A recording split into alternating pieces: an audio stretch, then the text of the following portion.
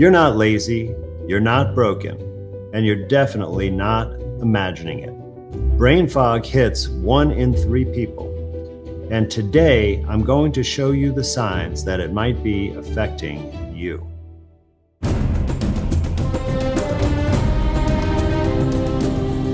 Welcome to the True Health Report. I'm Dr. Andy Kaufman, recovering physician, plandemic whistleblower, natural healing pedagogue, and legal code talker. You can call me the Truth Doctor. My mission is to shift your paradigm as we dive into radical forensic dissections, discerning fact from fiction, science from pseudoscience, medicine from poison, law from legal fiction, and individualism from collectivism. This podcast is your channel for unraveling the truth about health and science. Together, we'll challenge the narratives, expose the fallacies, and empower you to become your own health authority. This is the True Health Report, where critical appraisal fuels true freedom.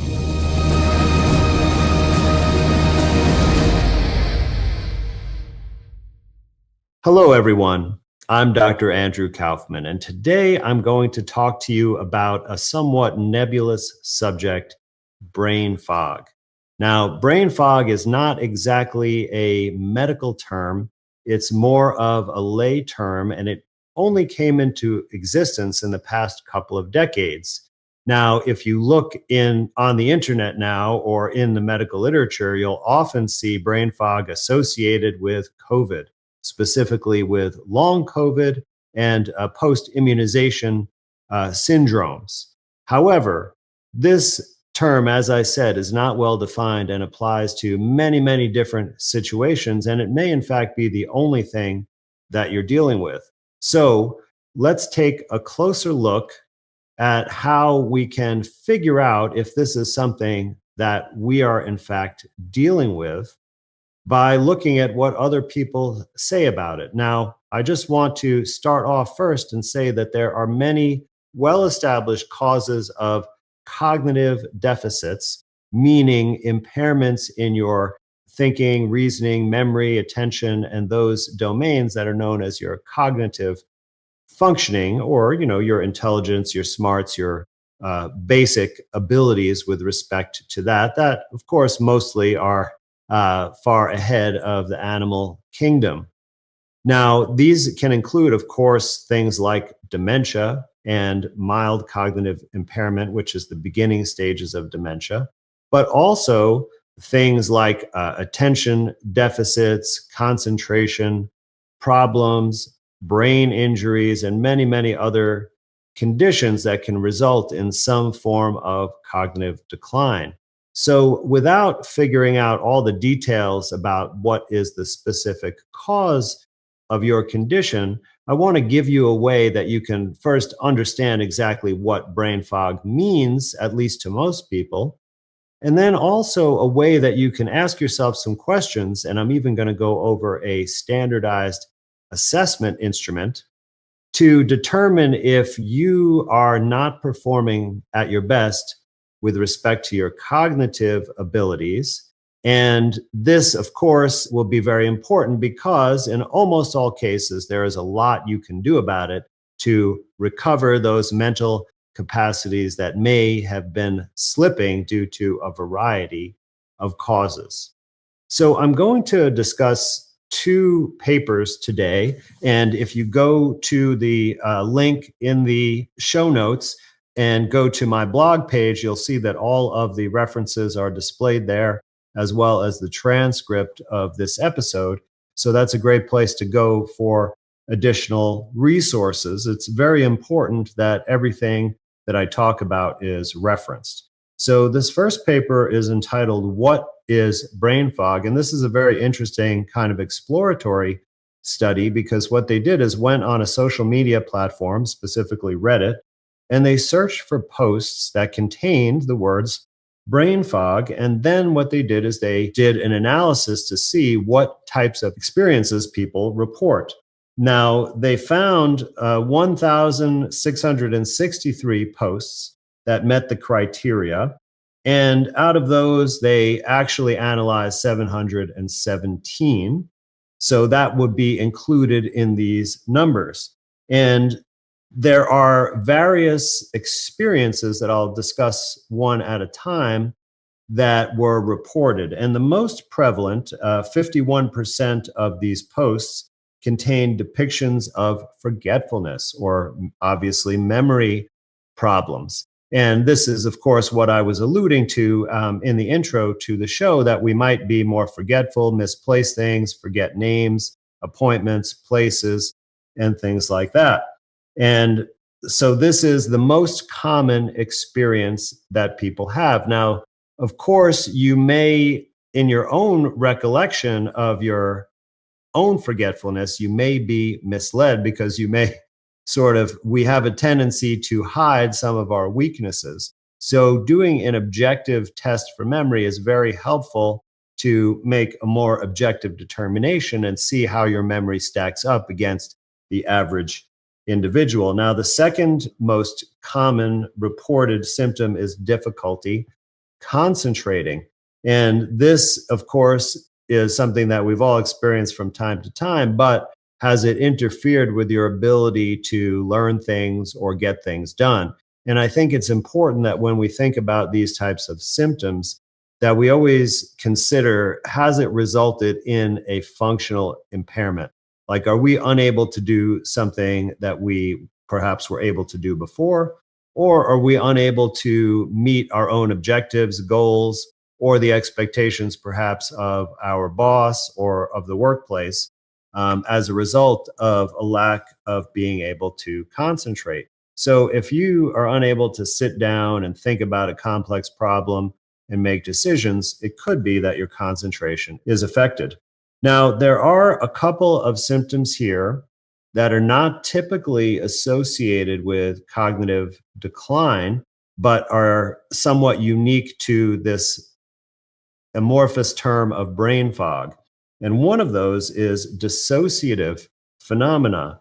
Now, I want to explain what dissociative episodes or dissociation is, because this is a term that actually comes from psychology. And it was something that I have seen a lot in my psychiatric practice because it is associated with severe trauma.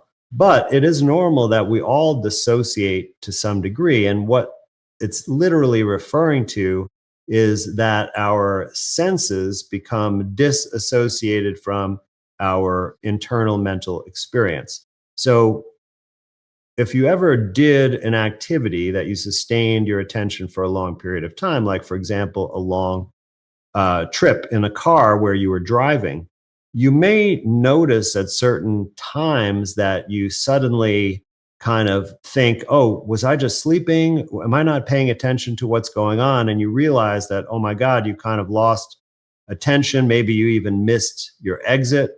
But all of that time, your senses and muscles were working together, that you were driving safely, you were staying on the road, you were staying in your lane, you were obeying the speed limit, or at least you maintained a consistent speed. Perhaps it was above the speed limit. But nevertheless, your mind and your mental experience were separate from what was going on with your body and your senses driving the vehicle. And that is a dissociative episode or a dissociative experience. Now, when this happens more often than it should, or if it interferes with you completing tasks and activities, and you might even think about this similar to daydreaming, or even more seriously, if you end up in a different place while you're dissociating and you don't know how you got there, then this could be a more serious issue. But certainly if this happens, more than on occasion, or if it notably interferes with anything, it's definitely an issue. That was in 34% of the respondents. The next most common symptom is cognitive slowness and excessive effort. So in other words, you're not able to do complex tasks or problem solving or things that require a lot of thinking, planning, organizing, perhaps, as quickly and it requires more effort. And I think that this is the closest to what is known as executive functioning, which is a higher level cognitive domain, which involves planning and organization. And we're going to look at how to assess that more objectively as well. But this is one of the ones I think you can know from your experience if this is a problem for you pretty easily. And that was present in 26% of the posts that were analyzed. Now, the next ones were at a lower frequency: communication difficulties at 22%, fuzziness at 10%, and fatigue at 9%. Now, communication difficulties is quite a vague and vast possible issue, but if we assume that it is language related, then we definitely can think about some specific issues with language, like word finding difficulties might be a common one, that you're talking about something maybe from your memory and you can't remember a particular word, or in some other context of a conversation, when you're always having difficulty finding the right word would be one kind of example. Another would be is if you are putting sentences together in awkward ways, or having difficulty explaining yourself, that the other person is commonly confused. I think that looking really at who you're communicating with and asking them about it might be really helpful to assess if this is really an issue for you. Now, fatigue, which was only present in 9% of the posts, is certainly something different. And that refers more generally to the body, because this wasn't specifically cognitive fatigue, but fatigue in general, or a lack of stamina. And this may be something that is more common with people who are also suffering from other health problems that may not be able to be assessed from the way that they conducted this particular analysis, because there are many other health conditions associated with brain fog, and some of them came up in the posts on the study, including, for example, psychiatric conditions. And fatigue is often associated with depression and is one of the symptoms, or low energy is how they describe it there. But I think we're really splitting hairs to say that fatigue and low energy are different things. Also, autoimmune disorders is another type of illness that they've commonly found in these posts, and that also can be associated with substantial fatigue, not just from the medications, but from the illness itself as well. So I think we have a variety of domains to think about that are associated with brain fog, and I've given you a little information how to think about these things in terms of assessing yourself. And this would be a good time perhaps to pause and consider some of these things, or make a few notes to yourself, which are the symptoms that you want to look at or think about a little bit more carefully. If you've been dealing with brain fog, memory slips, slower thinking, trouble concentrating, there's usually a reason. I made you a free video that breaks it down. It's called Brain Hijackers, and it reveals 10 hidden neurotoxins that many people are exposed to every day through food, medication, and even drinking water. I couldn't post it on YouTube because even when I follow their guidelines, videos like this still get taken down. Watch it for free at andrewkaufman.md.com/brain-hijackers, or just click the link in the show notes. You'll learn what to watch out for and what you can start avoiding right now to protect your cognitive health.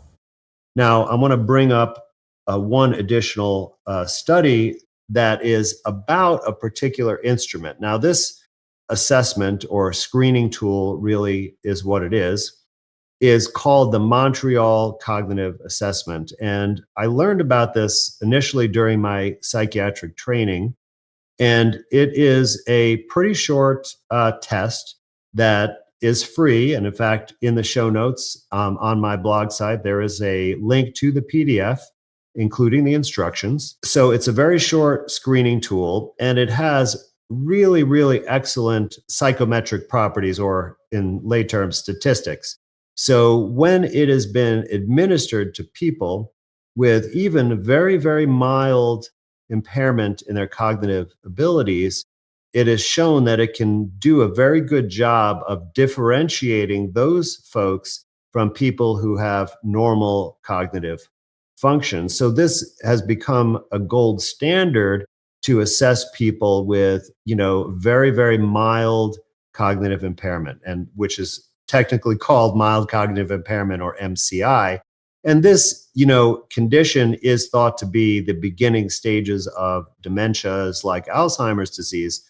However, in other areas with different types of cognitive impairment, it is also shown to be just as good at helping you figure out if this is a real impairment, or perhaps you're a little bit just worried about nothing. And so, this study that I'm going to bring up is called The Evaluation and Extent and Pattern of Neurocognitive Functions in Mild and Moderate Traumatic Brain Injury Patients by Using the Montreal Cognitive Assessment Score as a Screening Tool. And this study actually was done in India, but which I think is good that a Canadian instrument is being studied in India, but it's because it's a very valuable instrument. Now, earlier in my career, I actually did research with this particular assessment, looking at competence to stand trial. So these are criminal defendants who may be suffering from a mental illness or a developmental issue that they are of low intelligence. And there is a legal standard that someone has to be able to understand their court case and their charges in order to go through trial. If they're not competent to do that, there has to be some other type of remedy, because it would not be fair. They wouldn't be able to stand up for themselves and understand what they're agreeing to. And it's very challenging to evaluate these people, and there's no systematic way to screen jail inmates for competence to stand trial. So I studied a population of jail inmates and who were having competence assessments done by two independent psychiatric experts, and I compared the results of the Montreal Cognitive Assessment to that. And it turns out it was also good at predicting that. So it is a very good screening tool. And in this study that I'll describe here, it was very, very helpful with traumatic brain injury as well. So what they did is that they recruited a number of individuals with traumatic brain injury that had already been fully assessed by other methods and was categorized as mild or moderate. Because, like I was alluding to earlier, one of the difficult things with a test like this is to detect a very, very mild impairment. So this has been shown over and over again in different contexts to be good at that, and this was no exception. And so there were a very statistically significant differences between the mild and the moderate group in terms of their impairment, and as well as differentiating the people with a mild traumatic brain injury versus people without any brain injury who have full normal cognitive function. And they found that a couple of the same areas that I talked about that were present in brain fog also were able to be discriminated very well using this instrument. And that includes executive functioning, memory, and attention, which were really among the most common of what we saw with brain fog from the other study. So the Montreal Cognitive Assessment, in my opinion, is the perfect instrument, and it only takes about 15 minutes to do, to figure out definitively if you have a cognitive impairment that you should investigate further. Now, let me just say that the dissociative episodes and the fatigue are not going to be assessed with the Montreal Cognitive Assessment. So if those are the primary issues that you're dealing with, I think that it would probably be a good idea to do a little bit more research about those experiences and consider speaking with a health professional. Okay, so I'm going to share my screen here. So this is the document that you can download from the link on my blog website. And what you'll find in this document is the Montreal Cognitive Assessment version 8.1 in English. Now, it is available in other languages as well. Now, this is the actual test form, but what we also have in this document are the instructions, the administration and the scoring instructions. That's version 8.2, and this is for version 8.1. So you need one other person in order to do this. And what you should instruct them to do is give them the instruction sheet and just ask them to follow it to a T. Now, what they're going to do is they're going to give you instructions of how to complete this test. So you want to don't read it ahead of time. After you complete it and get a score, if you want to read it, that's fine. But what you should do is don't read the instructions, don't look at the test, but print it out and then ask someone to administer it to you and tell them to just follow the instructions word for word. Now, in the instructions, it actually tells the whoever's administering the test, the proctor, exactly what to say to you in quotes. So they'll give you they'll read the exact instruction for each thing, and then in there it even says that you can repeat the instruction up to 2 times upon request, but you're not allowed to answer any questions or give any other kind of feedback. And it's really important that you just follow the instructions. So, because this is standardized to those instructions. And this is one of the things I really love about this instrument, because other instruments don't have specific instructions to administer it. And you have to wing it. And I think that creates a lot of variability in the score. This one is much more scientific, in my opinion.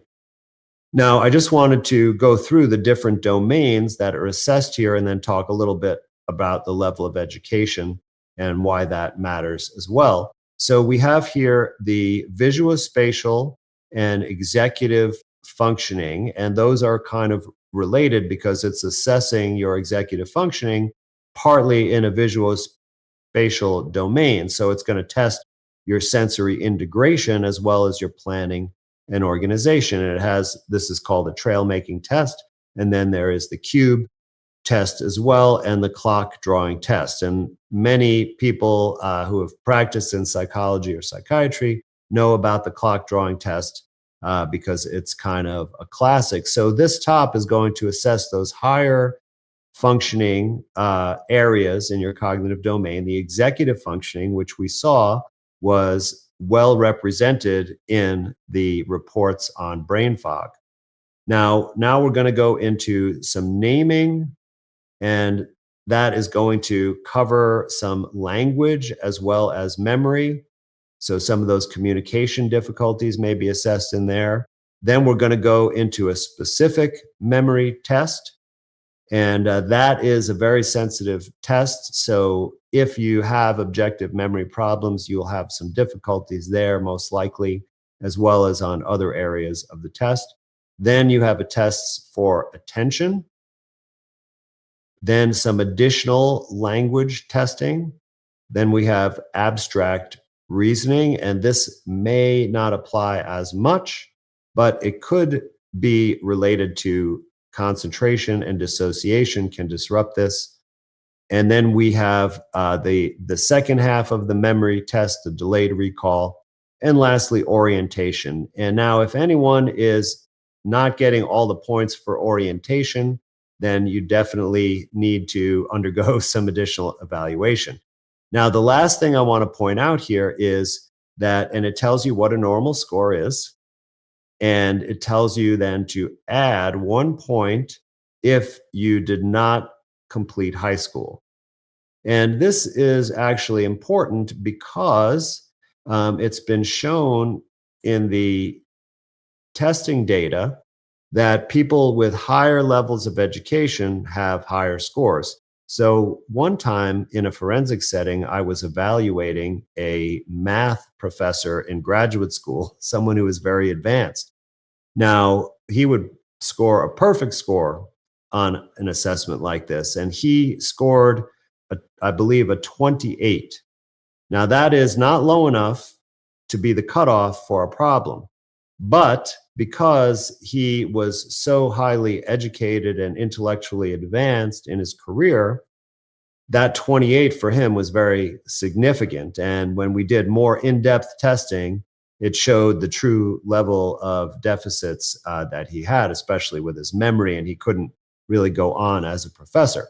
So I just want to caution you that if you are among those who are highly educated and in a very advanced intellectual pursuit, that you should expect to get nearly a perfect score on this, and you might want to change your cutoff a little bit. But I think for most of you, whether you went to high school or not, it's probably not going to make a big difference, because I think if you're listening to this video, most likely, even if you didn't have a formal education, you had an autodidactic education, and that really counts just as well. All right. Well, today I introduced the topic of brain fog, that it is a nebulous term, difficult to define, but we looked at what the common experience actually consists of for people based on their social media posts. And then I gave a discussion about how to think about those issues for yourself and to assess if it's really a problem. And finally, I presented an excellent assessment tool that can help you get a more objective answer to see if you really have a deficit there that is consistent with brain fog and should motivate you to take further action. Now, I don't want to leave you all worried that if you do have a problem, there's nothing you can do about it, because there are many, many things that you can do about it, from nutrition to detoxification, cognitive exercises and rehabilitation. And of course, I try to identify the cause and make sure that you remove it and reconcile it. I offer many educational resources to learn more about these techniques, and I encourage you to go onto my website to check them out and get yourself some free educational materials. I look forward to seeing you again on the next True Health Report. If today's episode helped you connect some dots, don't stop here. Brain fog is often the result of toxic exposure. Once you understand what's behind it, you can start taking your mind back. Watch Brain Hijackers for free at andrewkaufman.com/brain-hijackers. You'll also find a link below in the show notes. Your mind is yours. Protect it, sharpen it, trust it.